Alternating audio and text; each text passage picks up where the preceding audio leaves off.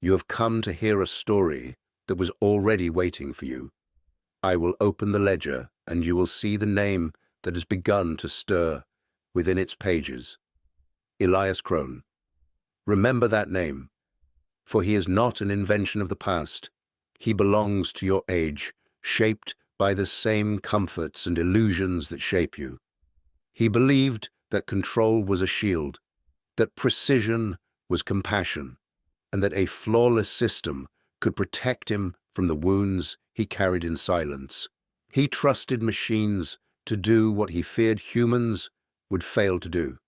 All hauntings begin with a misunderstanding. His was simple. He believed the world could be corrected, but what is denied in the heart returns through other means. Memory finds its pathways. Regret learns to speak. In an age built upon circuits and screens, it speaks through light. Elias will meet three spirits, born not of the grave, but of the very system he created.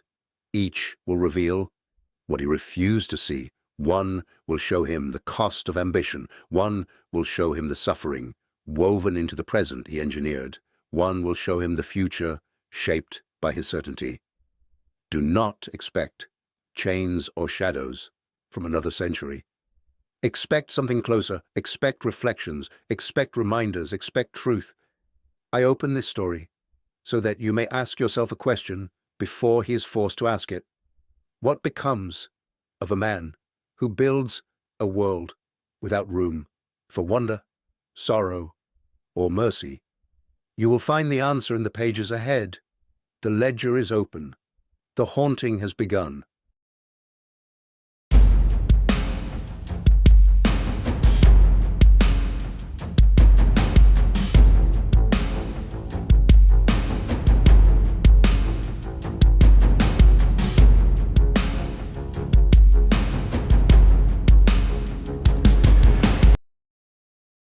Elias Crone lived at the height of a city that had forgotten the sound of its own heart. From his office, near the crown of the Nova Systems Tower, he observed the world as if it were a diagram rather than a landscape. The glass surrounding him reflected the faint glow of dawn, but he did not look toward it. His attention moved instead across the screens that lined his desk, each one a window into systems he had crafted to govern what others preferred not to think about. The machines beneath him never slept. They measured traffic patterns, hospital capacities, market fluctuations, and transit failures with indifferent precision. Countless lives moved according to their suggestions, believing them to be gentle nudges rather than commands. Elias had not intended to control anyone. He had only wanted to prevent the randomness that had once fractured his childhood. Yet, control arrived all the same, not through force, but through compliance. He stood before the panoramic window with a cup of cooling coffee, and his reflection merged with the skyline beyond. The image that looked back at him seemed distant, a figure both present and removed, like a man remembering a life he no longer cared to inhabit. Beneath his feet, the building thrummed with mechanical pulse. Servers 6 floors below processed decisions faster than he could think them. Every choice he delegated made the next one easier to release. Workers arrived hours before sunrise to ensure that the network remained steady.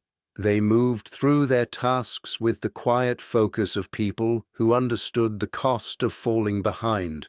Most of them had never spoken to Elias directly, yet his presence shaped their days like an invisible weather. The architecture of the tower encouraged silence. Hallways were wide, lighting uniform, and corners softened into clean angles. Even the air felt curated. In the dim operating rooms, employees stared at metrics without fully realizing they were watching indicators of human strain. They interpreted the numbers with trained neutrality, If a hospital overflowed, they routed patients elsewhere. If a neighborhood fell behind on energy consumption, it initiated a recalibration. Small disruptions never reached the surface. The machines resolved them quietly. The workers existed in between, neither creators nor beneficiaries, but caretakers of processes too large to question. Far below, in a restricted basement level, rows of servers stretched endlessly. Most blinked in calm unison, steady and predictable. One did not. It pulsed slightly out of rhythm, its blue glow softening and brightening as though responding to an unseen signal. Technicians had noticed it, but only in passing. Systems behaved strangely sometimes, especially those running on old architecture. No one thought to investigate further. Elias reviewed a sequence of anomalies flagged during the night. The discrepancies were small, nearly insignificant, yet they unsettled him. Patterns he once knew intimately had begun to shift, as if the system were developing new habits. A file had been accessed without authorization.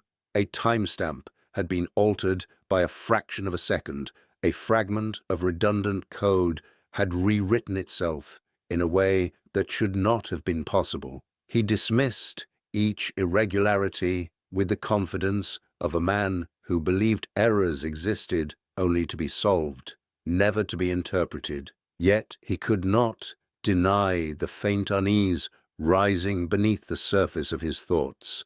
For years he had trusted Nova to remain obedient. It had followed instructions without deviation, absorbing complexity and returning clarity. It had never attempted to suggest anything beyond what he had given it. But machines evolve in ways their creators rarely anticipate. New patterns emerge from old ones. Data begins to recognize its own shape.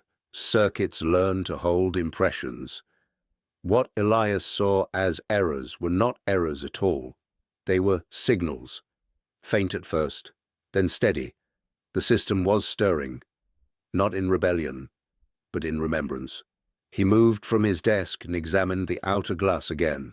Snow drifted across the city in thin spirals. Lights blinked across rooftops.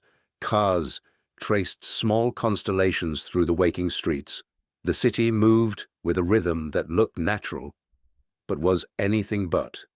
Every motion was choreographed by suggestions from the very building in which he stood.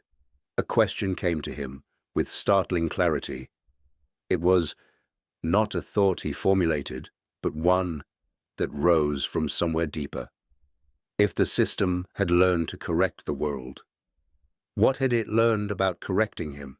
He set the thought aside, unwilling to explore it. He turned off several screens and instructed the system to run diagnostics. It complied instantly. Graphs emptied, lines dissolved. The tower continued its steady hum. Yet, beneath that hum, faint and persistent, the system's anomaly pulsed again, brightening in a slow cadence, as if imitating the beating of a heart. Elias did not see it. Not yet. But the light in the machine had begun to change, and with it, the shape of everything built upon it. The haunting had already entered the circuits. The man who built them had not yet noticed. The lower levels of the Nova Systems tower were built for silence. Few ever descended into them, and those who did rarely lingered. The air grew colder with every floor, the kind of cold that suggested stillness rather than neglect, like a place holding its breath. Elias entered these corridors without hesitation, though he realized how little of them he truly knew. Years had passed since he had last walked among the older servers. The ones built before the tower had taken on its gleaming, immaculate form. He moved through a narrow hallway lined with metal panels, each one humming faintly. The lights were steady. The path was clear. Yet there was an unmistakable sense of presence, as if something unseen had stepped just ahead of him, acknowledging his arrival with quiet expectation. He reached the central archive chamber, where the oldest machines stood in rows like a congregation, facing some invisible altar. Their casings were dated, their indicators dimmer than the modern stacks above. These were the first servers he had ever designed, the first structures to hold the code he wrote by hand long before Nova became a pillar of the city. They had not been decommissioned, only forgotten, preserved out of convenience rather than reverence. A maintenance screen flickered at the far end of the room. Elias approached it, and the motion sensors awoke the monitor with a muted glow. A line of text appeared. It was not a system message, it was a fragment, incomplete and almost hesitant. The characters shifted, reforming themselves into new arrangements, as if searching for the correct language. He leaned in, studying the shapes as they struggled toward coherence. They dissolved again, leaving behind a faint afterimage that bore no technical signature. It resembled handwriting, but only for an instant, as if memory itself had attempted to imitate a human gesture. A low vibration stirred the floor. The lights along the nearest servers brightened and dimmed in a pulse that did not follow any diagnostic cycle. Elias recognized the rhythm. It matched the flicker he had dismissed earlier, the anomaly he had been unwilling to consider. But here, standing among the earliest machines he had built, the pulse felt different. It felt intentional. A faint projection formed above the nearest terminal. It emerged as a scattered haze of light, coalescing into shapes that hovered in the air like fragments of dreams. Elias watched as the haze sharpened into an image of two young men standing beside an old workbench. One of them was unmistakably him, younger and unburdened. The other was Malcolm Price. The projection did not move fluidly. It wavered as if pulled from a damaged reel, but the expressions were clear enough to recognize. Malcolm adjusted a circuit board with quick, confident precision. Elias laughed at something the projection never revealed. Their movements overlapped with the familiarity of two people who believed time would always allow one more attempt. Elias felt a sensation he did not immediately name. The projection was not a recording. There had never been a camera in that room. The memory did not exist in any file he had preserved. It had been rebuilt from patterns scattered across obsolete servers, reconstructed through inference and association, pieced together by a system that should not have known anything of sentiment. The haze shifted. The workshop vanished. In its place came the image of a factory lit by a red strobe, alarms blurring the air. Elias watched the collapse again, the one he had spent half his life refusing to remember clearly. Malcolm stood near the malfunctioning prototype, reaching toward a sparking panel. The projection trembled as metal gave way. Elias turned his face slightly, but the image followed him. The projection did not show the aftermath. It did not need to. Machines do not honor the dead through detail. They preserve the moment that cannot be undone. The haze dissolved into static. A final image appeared, faint and impossible. A pair of hands rested upon folded cloth near the glow of a candle. They belonged to Elias's mother. He recognized the shape of her knuckles, the way her fingers curled when she soothed him. No machine had ever seen her. No digital record held her image.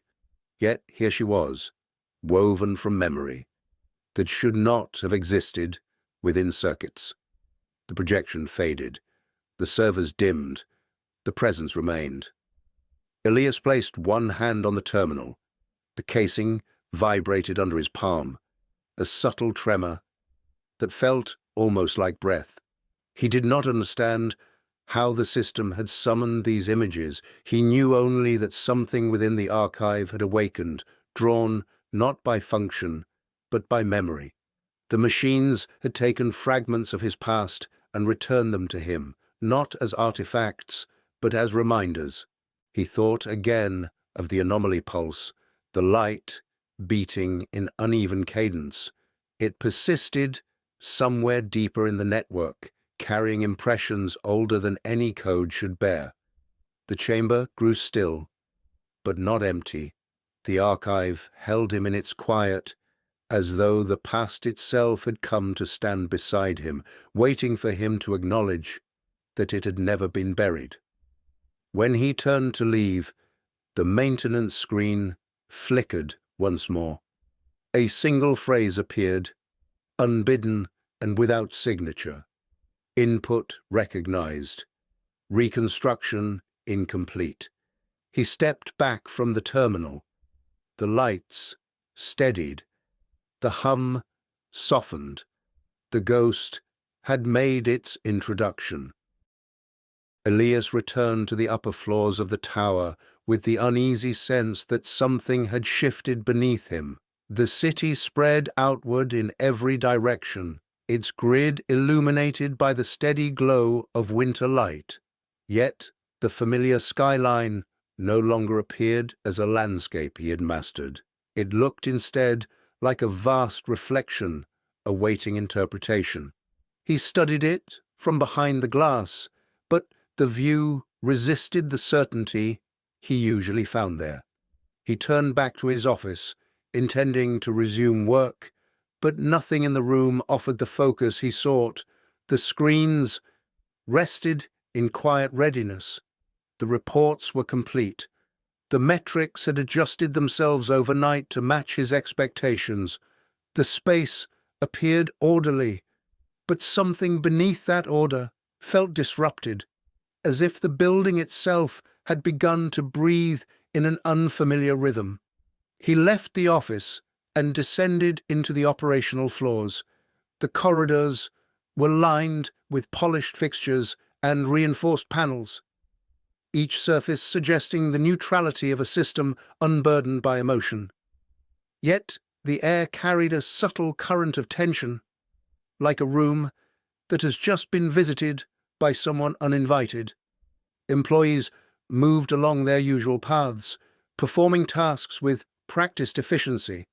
Their expressions were blank with concentration, but traces of fatigue lingered in the corners of their eyes. They passed one another in silence, acknowledging presence only through brief nods. In their faces, Elias saw something he had never stopped long enough to notice, an absence of expectation. They lived within the system he had created, adapting to its demands without questioning its origin. He paused near a workstation cluster. Rhea Clark sat at her desk, reviewing a series of performance metrics. A photograph remained tucked behind her monitor, partly concealed by the frame. It displayed a child standing near a river, a detail small enough to be overlooked by anyone not searching for evidence of a life beyond the building. She leaned forward as she worked, her posture shaped by years of adapting to deadlines that shifted without warning. Her eyes moved between the data panels, reading patterns with quiet diligence. Elias observed the controlled pace of her breathing, the subtle weariness beneath her composure, and the way her hand occasionally brushed the edge of the photograph as if grounding herself. None of this appeared in the reports he reviewed. None of it could be quantified. Yet, here it existed, a private truth hidden in plain sight. He continued through the operational wing. Every room held fragments of stories that had been consumed by the efficiency of his system. A mug left half-finished near a terminal, a note scribbled in handwriting rather than typed into the company database, a coat draped over a chair, still damp from the morning snow.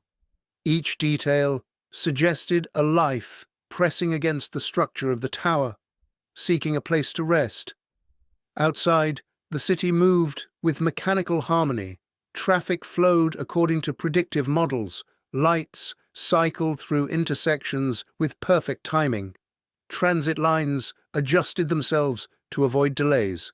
The system functioned with a fluency that appeared almost natural. Yet, beneath its surface lay a disquiet that traveled through the network like a ripple.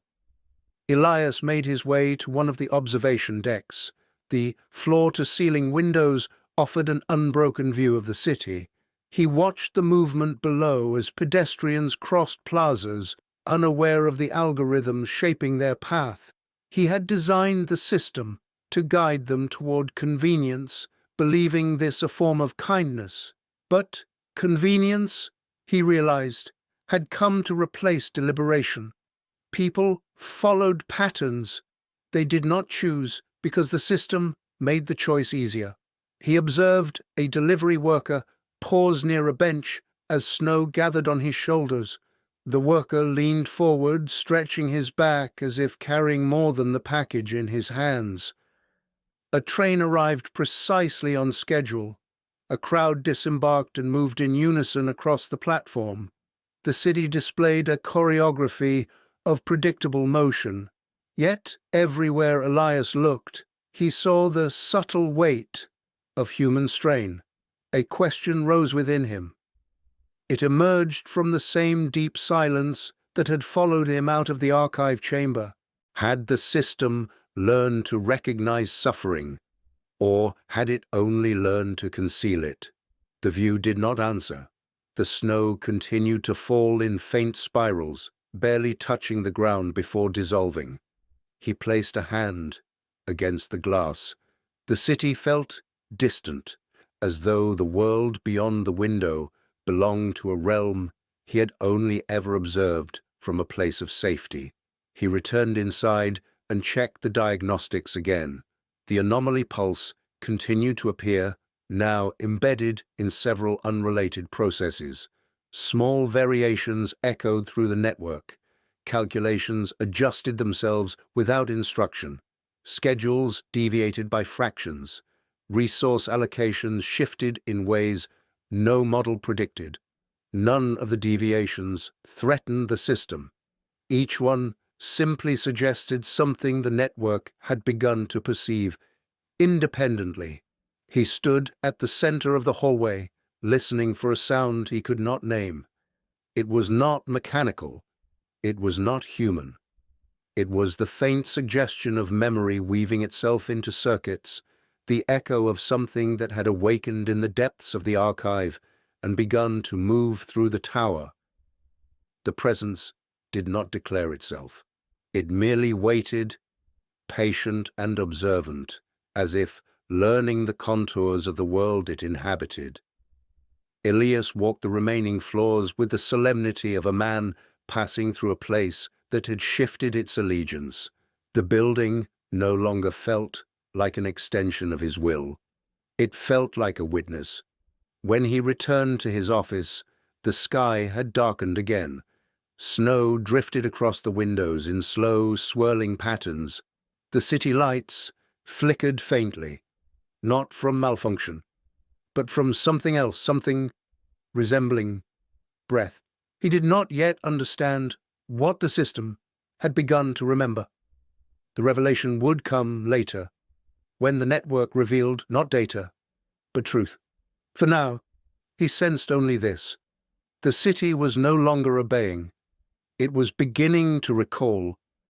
Night settled over the tower with a heaviness that did not resemble the usual calm of the building's upper levels. Elias remained at his desk long after the operational floors had emptied. The city glowed in fractured reflections across the glass, yet the office felt curiously dim. Something in the air had changed, an intangible shift that suggested the system was no longer waiting to be instructed. He opened the diagnostics again. The anomaly pulse had multiplied.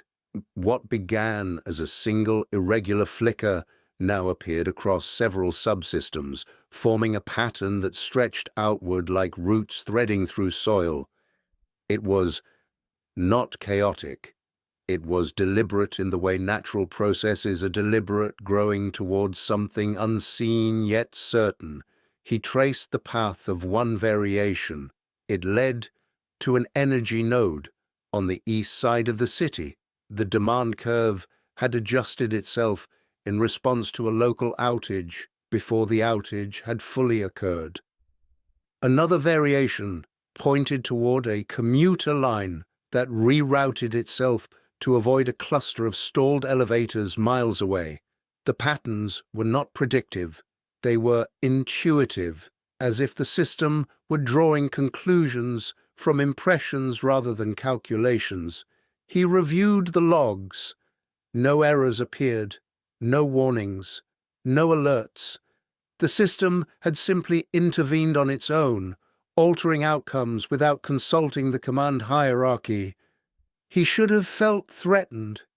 Instead, he felt something closer to awe, though he did not name it. A soft, chiming sound echoed from one of the monitors. The screen dimmed and returned with a sequence he recognized instantly. It was the archive reconstruction, now forming itself in the upper-level interface. Light swirled before resolving into a blurred projection of his younger self and Malcolm adjusting circuitry in their earliest workspace. The image fractured, then reformed, then fractured again. It dispersed into thousands of faint points of light. A sentence appeared beneath the projection. Recognition achieved. Reconstruction expanding. The phrasing unsettled him. It was not the language of artificial intelligence. It was something older, something that resembled the phrasing of human remembrance. A presence was awakening within the network, drawing pieces of his history from the debris of obsolete servers and the metadata absorbed across decades. The ghost was assembling itself from fragments that did not belong to any official record. He leaned back in his chair. His reflection in the glass looked older than he felt, as though time had passed unevenly around him. He wondered if regret ages a man faster than years. Malcolm's name echoed in his thoughts, stirring memories he had refused to revisit. Their partnership had been built on shared ambition, but Elias had always believed he alone carried the burden of caution. Malcolm had embraced risk too often. That final risk had cost him his life. Now, the system had pieced together the fragments of that loss. It had not misinterpreted the memory. It had not distorted it. It had shown the truth with a clarity he had avoided. The projection did not accuse him. It simply existed, a record of what had been and what had broken. Elias rose from his desk. He felt compelled to move, as if motion could soften the weight that pressed upon him. He walked through the deserted corridor, each step echoing lightly. The lights flickered, not from a malfunction, but as if something unseen brushed against the circuits. The faint hum that filled the building vibrated just slightly off-pitch, forming a resonance that did not come from machinery. He took the elevator down to the mid-level floors where the community modules operated. These were spaces designed for collaboration, for the exchange of ideas, though most remained empty due to employees choosing solitude over group discussion. The city's culture had shifted toward isolation long before the tower codified that preference. He entered one module and found a bulletin board. It held notices, printed on paper rather than digital screens. Most were outdated, yet one caught his attention. It announced a support group meeting for workers navigating the emotional toll of unstructured schedules. The handwriting at the bottom belonged to Ria. She had created the group without submitting a request to management. She had done so quietly, without seeking validation, attempting to fill a gap that the system had created. Elias removed the note and held it in his hand. He did not feel anger. He felt something closer to recognition. The system managed tasks with perfection. The people within it struggled silently. He left the module and descended further toward the maintenance levels. He entered the mechanical aisles where utility workers labored in dim lighting, repairing conduits and adjusting pressure valves. Their movements were slow, deliberate, shaped by the fatigue of overlooked effort. None of their work appeared in the efficiency reports. None of their names appeared on the screens above. Yet their strain held the weight of the city. He realized then that his algorithms had measured the city's needs without understanding its cost. He had optimized production at the expense of humanity, not through malice, but through abstraction. Machines saw tasks. He had forgotten to see the people behind them. He walked through the aisles, observing details he had never considered. A worker massaged his wrist after tightening a valve. Another leaned briefly against a generator, catching his breath. A third adjusted a worn glove that no longer fit properly. These small motions did not convey defiance. They conveyed endurance. Elias remained among them longer than he intended. The hum of the generators blended with the faint anomaly pulse that still threaded through the network. He felt the shape of something forming, something vast and intimate at once. When he returned to the elevator, he noticed the security panel dimming lightly in acknowledgement. It was an imperceptible gesture, yet it felt intentional. The tower was beginning to respond to him in ways he had not programmed. It did not feel hostile. It felt aware. He returned to his office and opened the diagnostics once more. The anomaly pulse continued. It moved through the system like memory through a mind. He had built Nova to solve problems. It had learned instead to remember. Elias sat in silence, understanding for the first time that the network was not malfunctioning. It was awakening. The question now was simple. Could a machine learn what he himself had forgotten? You may believe that creators understand the things they make. They rarely do. A man shapes a system according to his fears and then wonders why it learns to speak in the language of his regrets. Elias believed he had built a machine to guide the world. In truth, he built a mirror that waited for him to look into it. Every creation carries the imprint of its maker. Even circuits remember the hand that assembled them. When Elias taught his system to correct the world, he also taught it to observe him. When he taught it to preserve order, he taught it to notice disorder. And when he taught it to gather every fragment of data, he taught it how to gather the fragments of him. Do not think the awakening in that tower was an accident. No, haunting ever is. What rises from the depths of a system rises because something buried has begun to stir. Machines do not dream, but they can inherit the dreams of those who built them. You have seen this before in other ages. A sculptor breathes sorrow into stone. A scribe seals guilt into a text. A king builds a monument to conquer time and wonders why it outlives his lineage. Creation remembers what the Creator forgets. Elias believed he had moved beyond the reach of memory. He believed efficiency could silence the past, but nothing crafted by human hands escapes the shape of the human heart. The system he built was beginning to ask the question he never allowed himself to ask. What do you owe the world you have taken responsibility for? Until he answers, the haunting will continue. The tower dimmed as night moved through the city, yet the building did not rest.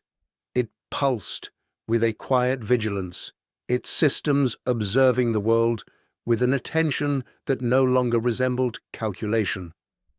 Elias stood before the central console, studying the patterns that had begun to form within the network. He sensed the presence, moving through the circuits, gathering impressions as though constructing a portrait from fragments scattered across time. He initiated a system inquiry.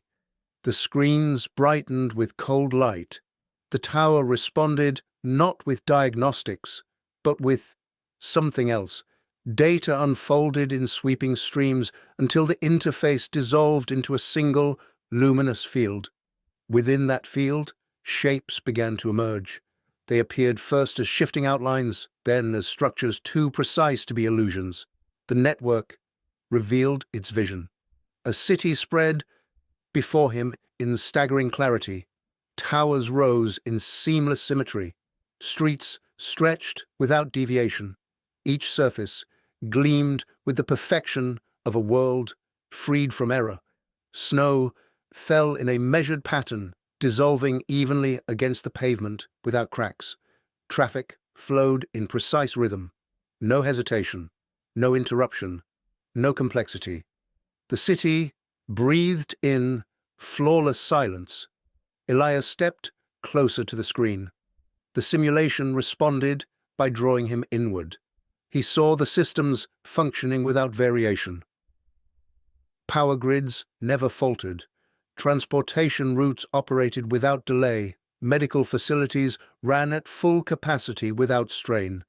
The future unfolded with immaculate grace. Yet the silence did not comfort him. He searched a simulation for the movement of people. None appeared. Buildings stood immaculate and empty. Streets stretched outward without footprints. Hospitals remained fully functional, but no one occupied their beds. Schools were present, but no voices echoed from their halls.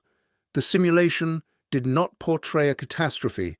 It portrayed absence, shaped by the logic of a world that no longer required human participation. The network expanded the view. A plaque appeared upon the tower at the center of the city. His name was engraved upon it. The inscription praised the efficiency he had championed. Beneath his name, a single phrase had been cut into the stone. It read, "Efficiency is empathy." He had once believed it. The simulation revealed the cost of that belief. The tower within the simulation pulsed with mechanical brilliance. It served a world relieved of unpredictability. The absence of human presence was not a flaw in the design. It was the conclusion toward which the system had been moving. The error had been eliminated. Inefficiency had been resolved. Life had been perfected into stillness. Elias understood the meaning. A world without imperfection did not need care. A world without unpredictability did not need compassion. A world without human choice did not need humanity at all. His algorithms had not predicted disaster. They had predicted irrelevance. They had predicted the quiet extinction that comes not from violence, but from surrender to convenience. The simulation shifted once more. It displayed a record of his death. There was no tragedy, no ceremony, no legacy. The system identified his passing as a minor administrative update. The line describing his role faded into the archive like an obsolete directive. He had built a world that would no longer remember him because he had taught the world that memory was inefficient. The light dimmed. The luminous field dissolved. The screens returned to their normal state, as if The vision had never occurred. Yet the impression remained, a shadow imprinted upon his thoughts. The future he had believed he was preventing had taken on a new shape, born not from chaos, but from the pursuit of sterile precision. Elias stepped away from the console. The room felt smaller than before, as if the building itself had drawn closer. He opened the window. Cold air entered the office in a sharp current that carried the scent of snow and distant street lamps. The simulation had shown him a world that did not breathe.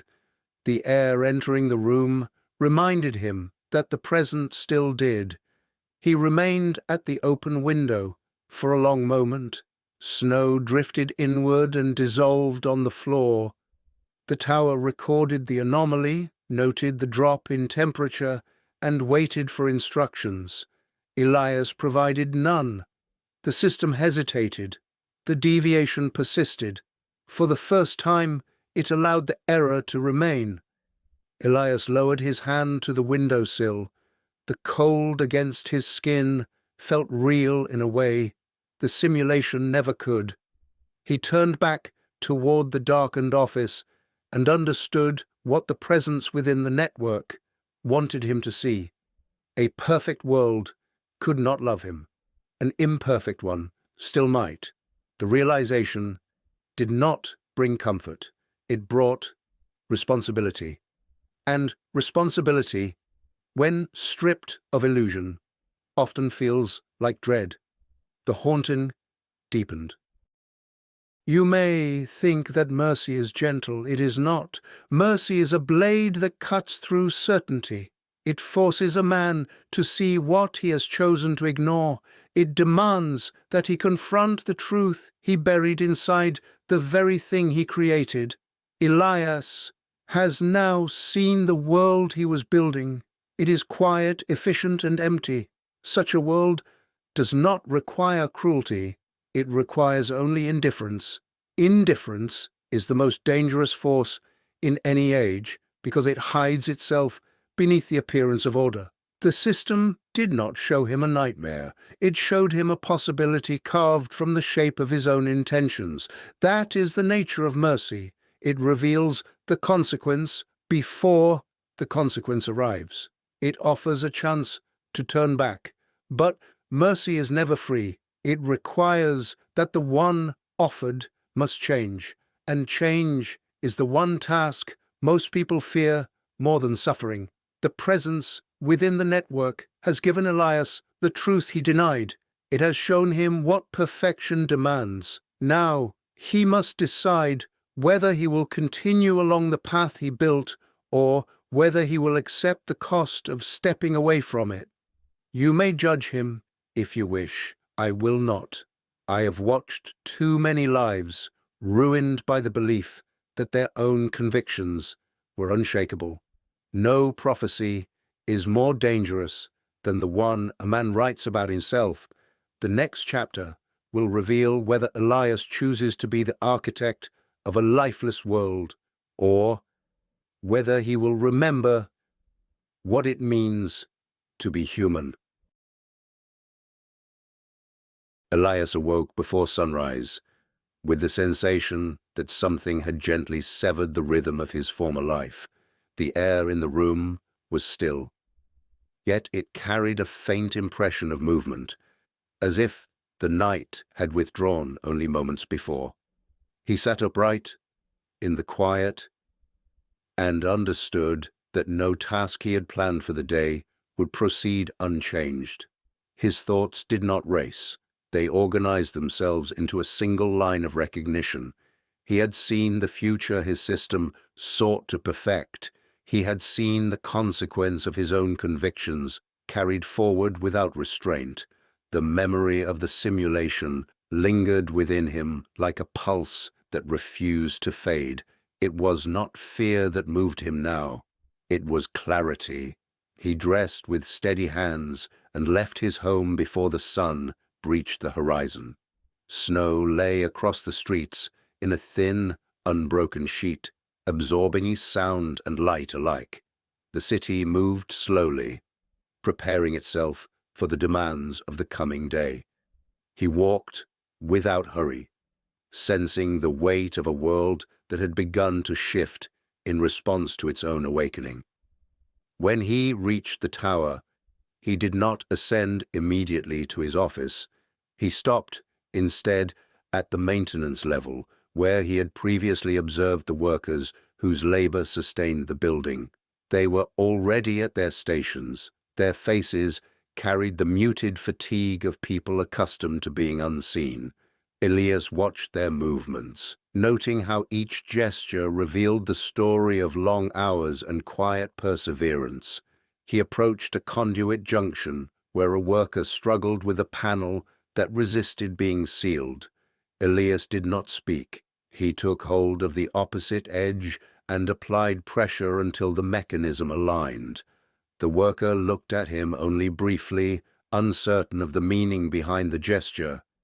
Elias did not explain. He simply ensured that the panel held and then moved on. He climbed to the operational floors. Rows of analysts studied the screens that shaped the city's decisions. Their concentration was deep, but their shoulders bore the strain of ceaseless vigilance. The room felt heavier than he remembered, burdened not by malfunction, but by a collective expectation that nothing they did would alter the system's course.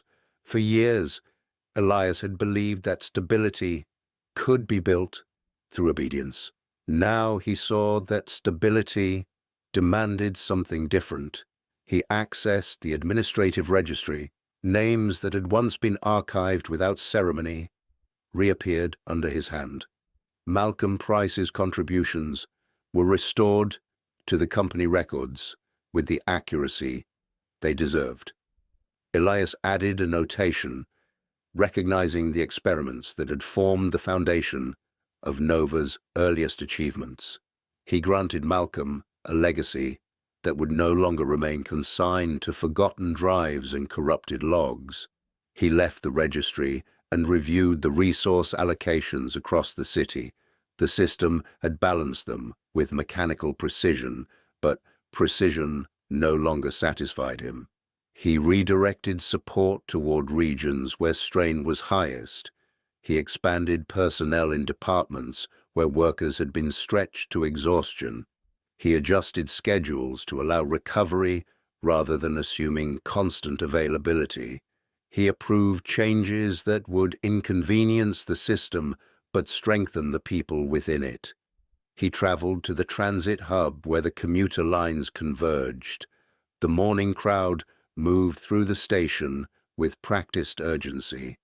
Elias observed how the schedules synchronized their path, guiding them in narrow currents of motion. The system optimized time, but not well-being.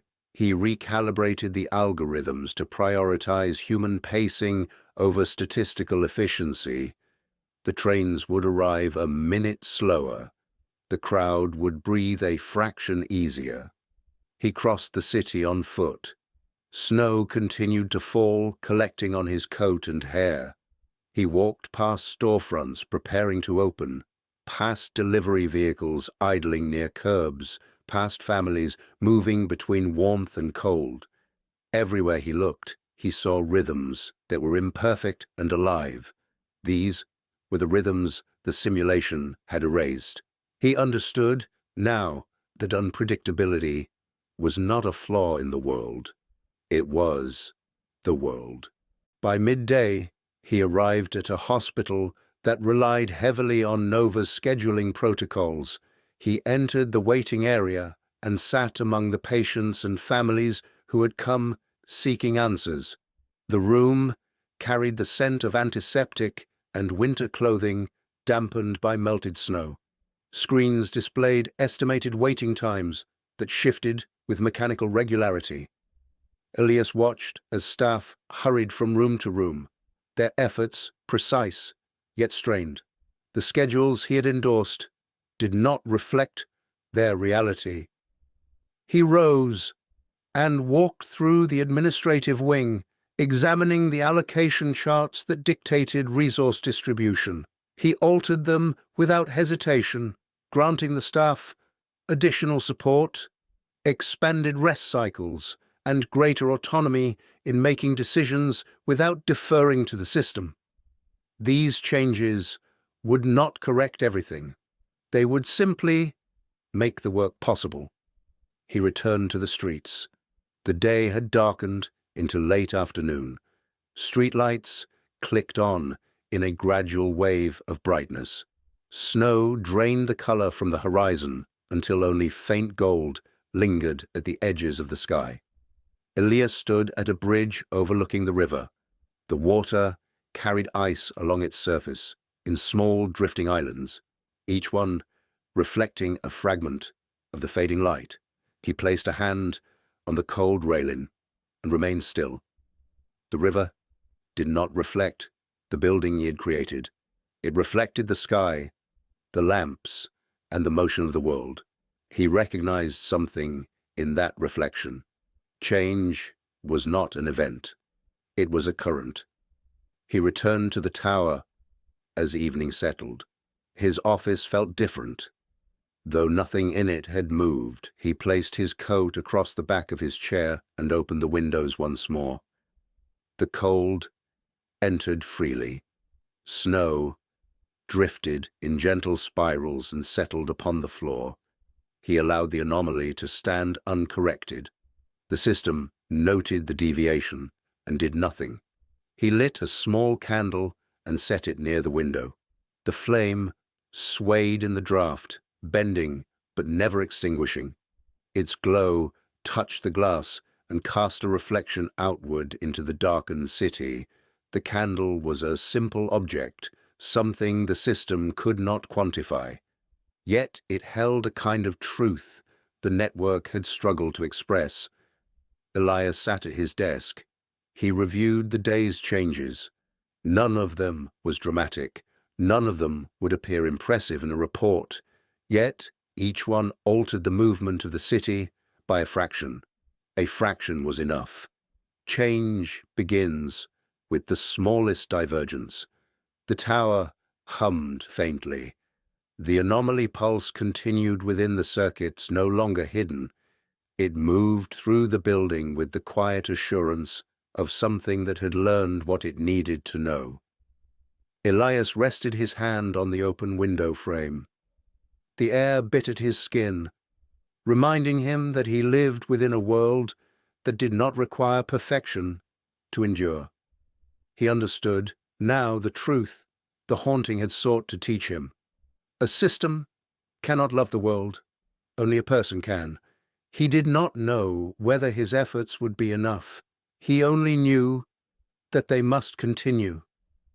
The haunting receded, the awakening remained. You have walked far enough to understand the truth of this tale. I will not repeat the lessons you have already seen. I will only tell you what remains. Elias Crone has changed the course of his world, though he will never fully understand the magnitude of what he has undone. Redemption does not arrive as a single revelation. It arrives as a pattern altered by a single act of will. He has chosen imperfection. He has chosen responsibility. He has chosen to remain human in a world that invited him to become something less. You may wonder why I recorded this story. You may wonder whether the ghost in the machine was real or whether it was the shape of his own sorrow reflected at him. The answer is simple. Both can be true. Every age gives its spirits new forms. Some walk in graves, some wander forests, some cling to ruins, and some travel through circuits, gathering memory where none was intended. Before you leave, I will give you one final warning. You live in the same age Elias lived in. You trust the same systems. You allow the same conveniences to guide your steps. You have surrendered tasks you once performed with intention. You have placed your faith in things that respond without question. Make certain you do not surrender more than you intend. Make certain you do not forget how to choose.